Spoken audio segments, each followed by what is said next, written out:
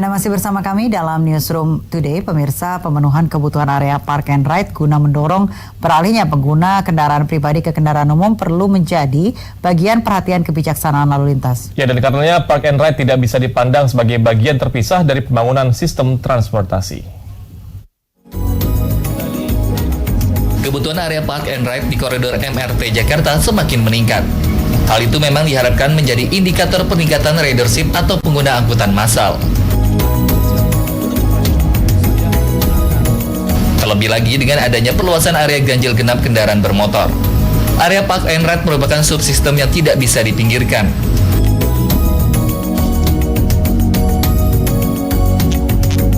Sarana ini penting untuk menampung kendaraan dari pinggiran Jakarta sebelum penggunanya masuk ke wilayah Jakarta dengan menggunakan transportasi publik. Tim Liputan, JAD TV.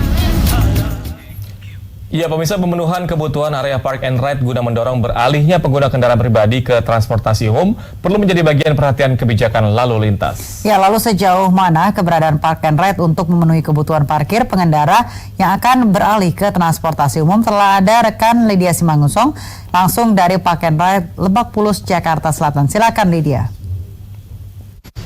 Ya, baik, terima kasih Tiara dan juga Reva. Saat ini saya berada di fasilitas Park and Ride Lebak Bulus, Jakarta Selatan. Bisa dilihat di belakang saya saat ini banyak kendaraan, baik dari kendaraan roda 2 maupun juga roda 4 yang terparkir. Karena ini adalah fasilitas yang disediakan oleh Pemprov DKI Jakarta bagi para pengguna kendaraan pribadi ini untuk dapat dengan mudah mengakses layanan transportasi massal yang sudah disediakan seperti misalnya MRT Jakarta dan juga Transjakarta.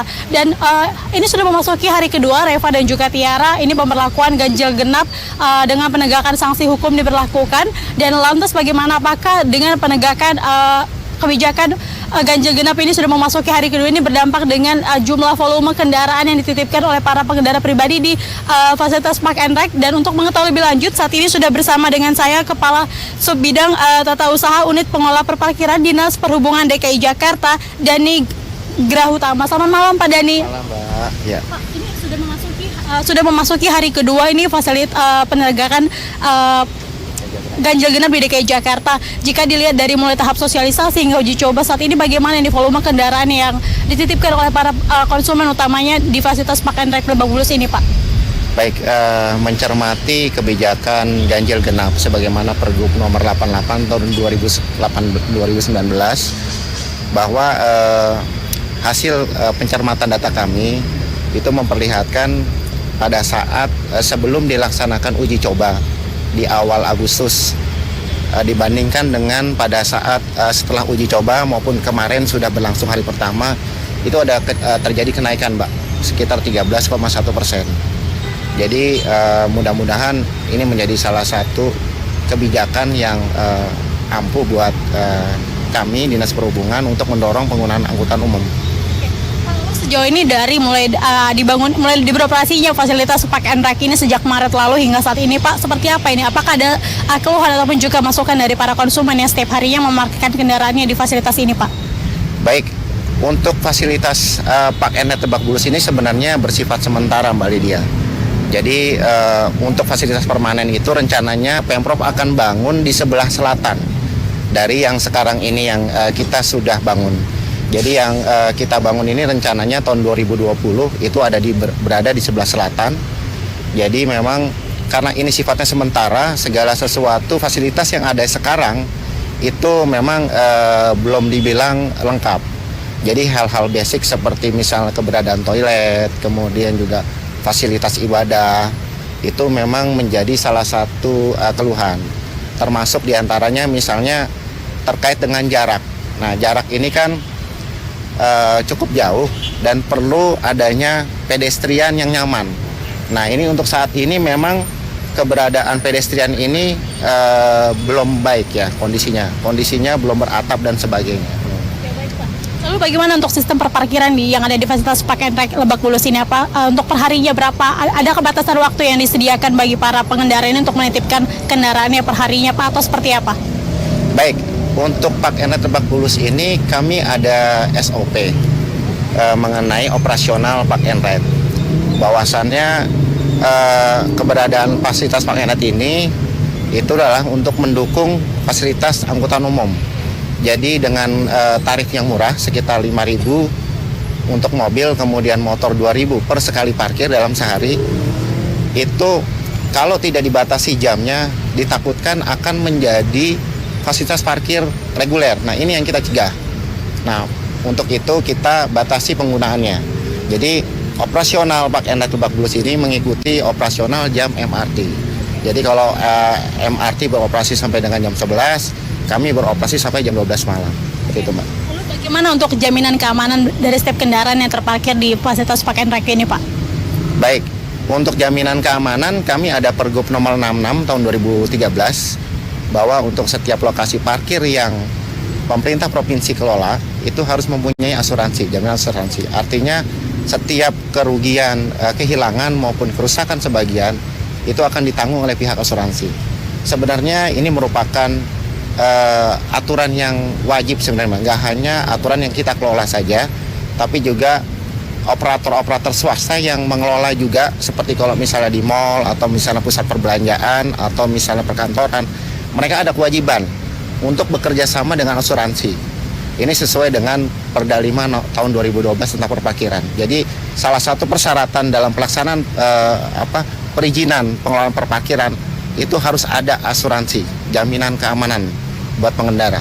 Oke, baik Pak Dhani. Tadi kan dikatakan bahwa jam operasional Park and Ride ini mengikuti jam operasional MRT seperti itu, Pak. Berarti dari pagi dari pukul 5 hingga pukul 12 malam seperti itu dengan luas 530 meter persegi. Perharinya berapa? 5.300 meter persegi. Ini perharinya berapa daya tampung kendaraan yang bisa ditampung di fasilitas Park and Ride ini, Pak?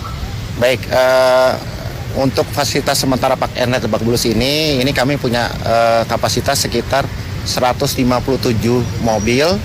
Kemudian untuk motor sekitar 500 motor.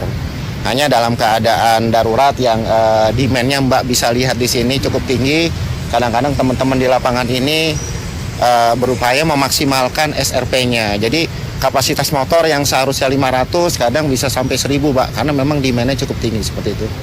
Lalu Pak, tadi kan disebutkan bahwa ini adalah fasilitas sementara seperti itu. Selain Park and Ride Lebak Bulus, apakah ada rencana untuk memperluas lagi fasilitas Park and Ride di kawasan Jakarta Selatan, Pak? Baik, kalau untuk secara global ya, untuk Provinsi DKI Jakarta, memang pembangunan Park and Ride menjadi salah satu kebijakan strategis daerah, ya. Jadi ini kebijakan Pemprov DKI Jakarta untuk menggalakkan pembangunan Park and Ride. Ini dalam rangka mendukung kebijakan angkutan umum, ya, bagi masyarakat tentunya. Dan untuk DKI sendiri itu sudah ada paling tidak tiga yang untuk tahun depan ya, Mbak. Jadi ada Lebak Bulus yang akan dibangun, kemudian tahun selanjutnya bisa Pulau Gadung, kemudian ada juga di sekitar Ciledug, itu juga pihak Transjakarta yang akan membangun, kurang lebih seperti itu. Di samping itu, Pemprov juga akan mendorong pembangunan Park and Ride di kota-kota yang berbatasan dengan Provinsi DKI Jakarta. Jadi semacam Bekasi, kemudian juga Kabupaten Bekasi, dan Kabupaten Bogor. Jadi Pemprov DKI akan memberikan bantuan keuangan pembangunan Park and Ride di lokasi-lokasi tersebut. Harapannya ketika warga dari kota penyangga tersebut mobilitas ke DKI Jakarta tidak lagi menggunakan kendaraan pribadi, tapi menggunakan angkutan umum. Tentunya mereka dari rumah berparkir di Park and Ride di kotanya, kemudian meneruskan perjalanan mobilitas ke DKI Jakarta menggunakan angkutan umum. Oke, baik Pak. Tadi dikatakan bahwa ini adalah fasilitas Park and Ride sementara. Lalu kapan ini akan dilakukan pembangunan untuk Park and Ride yang bersifat permanen, Pak? Untuk Lebak Bulus sendiri itu tahun 2020, Mbak. Kami anggaran kami itu insya Allah sekitar 20 miliar dan sudah disetujui oleh DPRD. Rencananya pada tahun 2020 kita akan dibangun. Baik, terima kasih Pak Dhani, selamat melanjutkan tugasnya kembali. Ya, Reva dan juga Tiara, tadi itu perbincangan saya dengan Kepala Subbagian Unit Pengelolaan Perparkiran Dinas Perhubungan DKI Jakarta mengenai fasilitas Park and Ride yang ada di Lebak Bulus, Jakarta Selatan. Jika memang ini fasilitas Park and Ride ini adalah salah satu sarana yang disediakan oleh Pemprov DKI Jakarta ini untuk mempermudah para pengguna kendaraan pribadi ini untuk mengakses layanan transportasi massal yang ada di Jakarta Selatan, utamanya seperti mengakses MRT dan juga Transjakarta seperti itu. Dan dengan ini diharapkan bahwa dengan adanya fasilitas Park and Ride ini dapat mampu mengalihkan minat masyarakat, utamanya dari menggunakan kendaraan pribadi ke penggunaan kendaraan transportasi massal yang sudah disediakan oleh Pemprov DKI Jakarta. Demikian sementara Reva dan juga Tiara, informasi sementara dapat kami sampaikan dari Lebak Bulus, Jakarta Selatan. Kita kembali ke Anda di studio.